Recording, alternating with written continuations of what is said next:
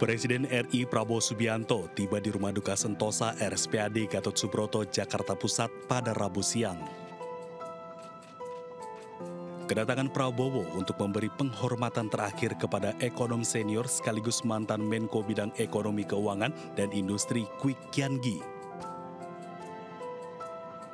Kedatangan Prabowo langsung disambut oleh keluarga almarhum Kwik Kian Gi. Usai memberi penghormatan, Presiden berbincang dengan keluarga Kwik Kian Gi dan duduk dalam satu meja di dalam ruang duka. Saya merasa dekat sama beliau. Beliau banyak kasih nasihat ke saya. Bahkan beberapa hari yang lalu pun mengirim WA ya, memberi saran-saran. Beliau masih terus memberi WA. Saya kira itu yang bisa saya sampaikan ya, kita Indonesia kehilangan putra terbaik. Jenazah Kwik Kian Gi rencananya akan dikremasi besok, Kamis 31 Juli 2025 pukul 11 waktu Indonesia Barat.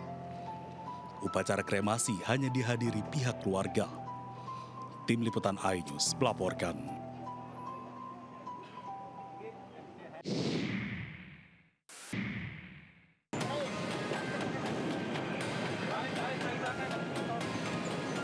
Petugas gabungan Bareskrim, Mabes Polri, dan Polda Metro Jaya memasang pelang penyidikan berukuran besar di halaman utama Hotel Sultan di Kompleks Gelora Bung Karno, Senayan, Jakarta Pusat.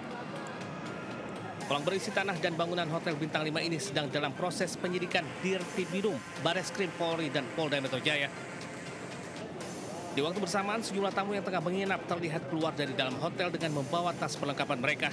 Namun belum diketahui pasti apa pengunjung keluar karena pemasangan pasangan pelang penyidikan atau ada faktor lain. Saat ini Hotel Sultan berstatus sengketa antara PT Indobelt Co, sebuah perusahaan milik konglomerat Ponco Sutowo, dengan pusat pengelolaan Kompleks Gelora Bung Karno. Majelis Hakim PT UN Jakarta pun sudah menolak gugatan Indobelt Co dengan alasan hotel tersebut berdiri di atas lahan milik negara. Dari Jakarta, Rani Sanjaya iNews melaporkan.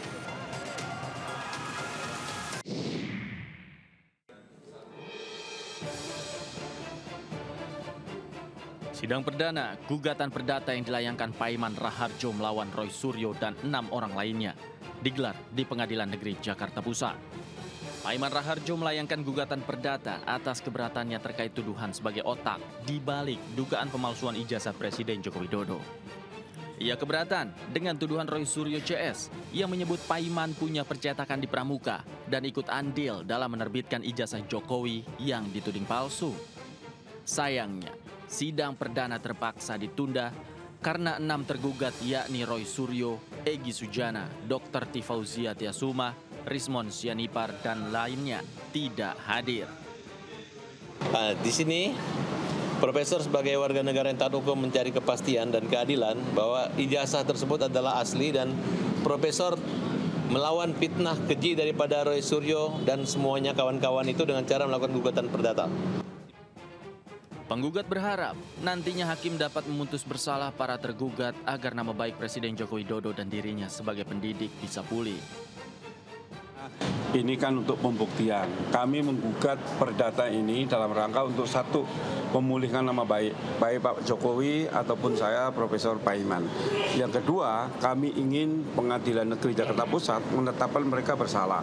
Karena terkait tuduhan ijazah palsu Jokowi, ini sudah aduannya sudah diberhentikan oleh Bareskrim.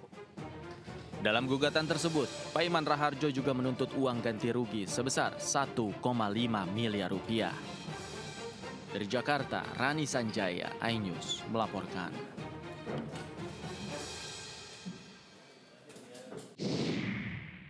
Saya sudah sampaikan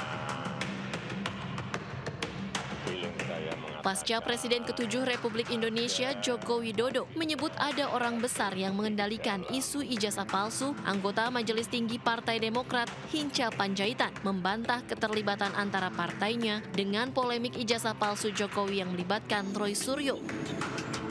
Dirinya mengatakan tidak ada kaitan dengan Demokrat, sebab Roy Suryo bukan lagi bagian Partai Demokrat saat itu.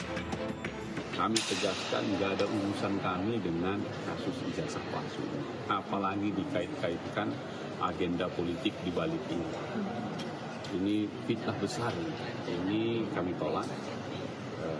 Sama sekali tidak ada keterlibatan Partai Demokrat. Hinca menambahkan bahwa dirinya menjabat sebagai Sekjen DPP Partai Demokrat saat Roy Suryo mengundurkan diri. Tim Liputan iNews melaporkan.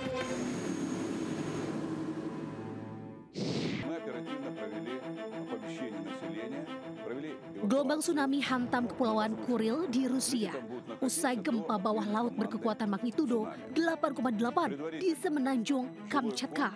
Sejumlah bangunan di kota kecil Severokurilsk hancur dan menyeret sejumlah fasilitas termasuk pabrik pengelolaan ikan ke laut. Otoritas pemerintah setempat mengumumkan perintah evakuasi ribuan orang yang berada di kawasan terdampak bencana.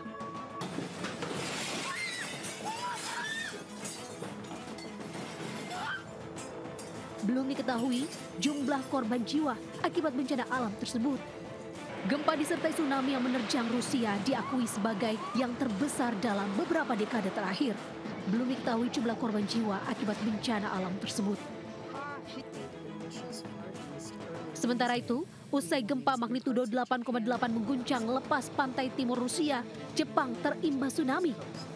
Gelombang tsunami menghantam Kanagawa dan Chiba di Jepang. Ombak putih menerjang garis pantai Hokkaido di utara serta Ibaraki di Chiba dan timur Tokyo. Imbas tsunami, masyarakat diimbau untuk pindah ke dataran tinggi. Kebakaran trafo genset Jalan Pesanggerahan. Api dengan cepat membakar gardu listrik di Jalan Pesanggerahan Kembangan Selatan, Jakarta Barat. Kebakaran dengan cepat menyambar kabel listrik hingga kabel terputus. Peristiwa kebakaran ini membuat panik warga yang melintas karena terjadi ledakan yang besar. Petugas pemadam kebakaran langsung memadamkan api agar tidak merambat ke bangunan lain. Belum diketahui penyebab kebakaran ini, namun diduga api berasal dari korsleting listrik. Percikan api, habis percikan api keluar asap baru api keluar. Asap langsung gede gitu Pak? Enggak, kecil, besar. Cepat, besarnya cepat. Oh gitu. Sempat ada suara ledakan Pak? Ada, 2 kali.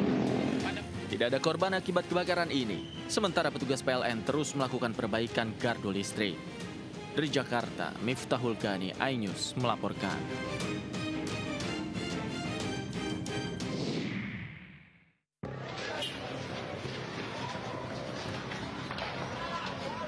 Kobaran api membakar bagian tengah gedung Hotel Madinah Al Munawwaroh yang berada di Kompleks Asrama Haji Embarkasi Medan, Sumatera Utara, Rabu siang.